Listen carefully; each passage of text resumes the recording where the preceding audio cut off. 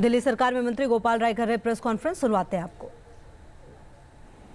पिछले साल 2023 में वो घट करके 219 हुआ है, यानी PM10 की मात्रा जो 2014 में 324 थी, वो 2023 आते आते 219 रह गई है।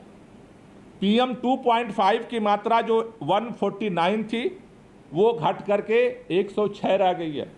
इस डेटा को भी मैं भेजूंगा, इसको भी वेरीफाई करा लीजिए। तीसरा डेटा ये एक डेटा है जो सेंटर फॉर साइंस एनवायरनमेंट का इंडिपेंडेंट एजेंसी का ये डॉक्यूमेंटेशन है, और ये डेटा दिल्ली सरकार के आधार पर नहीं है। इसमें लिखा हुआ है CPCB, केंद्रीय प्रदूषण कंट्रोल बोर्ड ने जो डेटा दिया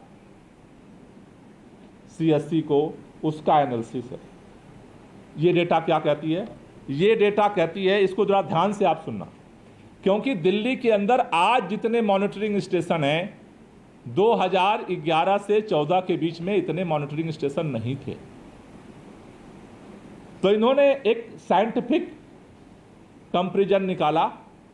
उन्होंने उन 4 स्टेशंस का डेटा उठाया 2012 से 14 का।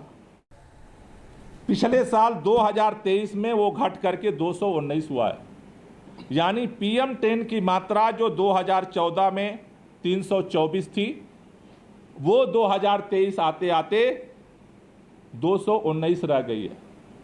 PM 2.5 की मात्रा जो 149 थी, वो घट करके 106 रह गई है।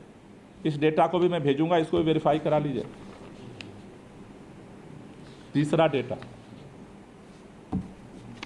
डेटा ये एक डेटा है जो सेंटर फॉर साइंस एनवायरनमेंट का इंडिपेंडेंट एजेंसी का ये डॉक्यूमेंटेशन है, और ये डेटा दिल्ली सरकार के आधार पर नहीं है।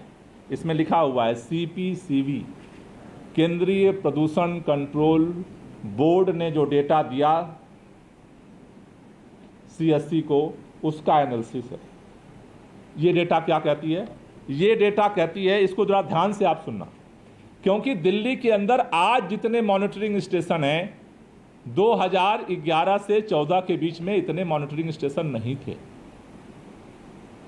तो इन्होंने एक साइंटिफिक कंपैरिजन निकाला। उन्होंने उन 4 स्टेशंस का डेटा उठाया 2012 से 14 का। न्यूज नेशन अब व्हाट्सएप पर खबरों की ताजा अपडेट के लिए न्यूज नेशन के इस QR कोड को स्कैन करें।